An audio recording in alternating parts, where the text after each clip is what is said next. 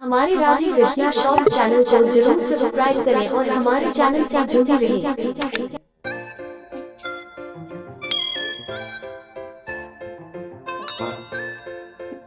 भागवत गीता चौथा अध्याय भागवत गीता इन हिंदी चैप्टर 4। श्री कृष्ण भगवान बोले, इस अविनाशी कर्मयोग को मैंने सूर्य से कहा, सूर्य ने मनु से कहा और मनु ने राजा इक्ष्वाकु से कहा। हे अर्जुन, इस तरह परंपरा से प्राप्त ये योग सब राजर्षियों ने जाना, परंतु अधिक समय व्यतीत होने से ये लुप्त हो गया। वही प्राचीन योग आज तुमको मैंने बताया है, क्योंकि तुम मेरे भक्त और मित्र हो।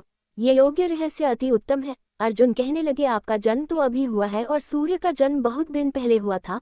मैं किस प्रकार मानूं कि आपने सूर्य को ये योग्य बताया था। श्री कृष्ण भगवान बोले, हे अर्जुन, मेरे और तुम्हारे अनके जन्म हो चुके हैं, मुझे वह याद है, तुम भूल गए हो। मैं जन्म से रहित अविनाशी संपूर्ण प्राणियों का स्वामी अपनी प्रकृति में स्थित हूँ, तथापि अपनी माया से जन्मता हूँ। हे भारत, जब दो धर्म की हानि होती है और अधर्म का प्रावलय हो जाता है, तब ही मैं जन्म लेता हूँ। साधुओं की रक्षा, पापियों का विनाश और धर्म की स्थापना करने के लिए प्रत्येक युग में जन्मता हूँ। जो मेरे इस अलौकिक जन्म और कर्म का तत्व जनता है, वह मृत्यु होने पर फिर जन्म नहीं लेता और मुझमें लीन हो जाता है। इस भांति मोह, भय और क्रोध को त्याग कर मुझमें भक्ति करके और मेरी शरण गति हो, बहुत से मनुष्य ज्ञान रूपी तप से पवित्र होकर मुझमें मिल गए हैं। जो जिस भाव से मेरा पूजन करता है, उसको मैं उसी प्रकार का फल देता हूँ। हे पार्थ, मनुष्य सब प्रकार से मेरे मार्ग का अनुसरण करते हैं, अर्थात ये चाहे जिसकी सेवा कर वह मेरी ही सेवा है। मनुष्य लोक में कर्म सिद्धि की इच्छा करने वाले लोग देवताओं का पूजन करते हैं, क्योंकि इस लोक में कर्म की सिद्धि शीघ्र होती है। मैंने चारों वर्णन की सृष्टि अपने अपने गुणों और कर्म से की है। सृष्टि का कर्ता मैं ही हूँ, तथापि मुझसे अकर्ता अविनाशी जानो। कर्म मुझको बद्ध नहीं कर सकते तथा कर्म फल में मेरी कामना नहीं है। इस प्रकार जो मुझको पहचानता है, वह कर्मों के बंधन में नहीं पड़ता। इस प्रकार समझकर प्राचीन मुमुक्षुओं ने भी कर्म किए हैं, अतः पूर्व पुरुषों को पहले ही किए हुए कर्म को तू भी कर। हे अर्जुन, कर्म क्या और अकर्म क्या है, इसके विचार में विद्वानों की बुद्धि भी चकरा जाती है। उसी कर्म का वर्णन मैं तुमसे करूंगा, जिसके जानने से संसार के बंधन से छूटकर मोक्ष के भागी होंगे। कर्म, विकर्म और अकर्म तीनों का जानना आवश्यक है, क्योंकि कर्म की गति अति गंभीर है। जो कर्म में अकर्म और अकर्म में कर्म देखता है, वही पुरुष बुद्धिमान है, वही योगी और समस्त कार्य को करने वाला है। हे अर्जुन, कर्म करने अपान वायु का लय करते हैं, कोई आहार को निरंतर कम करके प्राण को होम करते हैं, वे सब यज्ञ वेता है और यज्ञ से ही इनको सबके पाप नाश हो जाते हैं। जो यज्ञ में बचे हुए अमृत रूप अन्न को खाते हैं, वे सनातन ब्रह्म को प्राप्त होते हैं। हे अर्जुन, जो यज्ञ नहीं करते हैं, उनको ये लोक और परलोक दोनों नहीं है। इस प्रकार के बहुत से यज्ञ वेद में विस्तार सहित वर्णित है। इस सब को कर्म से उत्पन्न हुए जानो, इनके जानने से तुम मोक्ष को प्राप्त होवोगे। हे परंतप, द्रव्यमय यज्ञ से ज्ञान यज्ञ उत्तम है। हे पार्थ,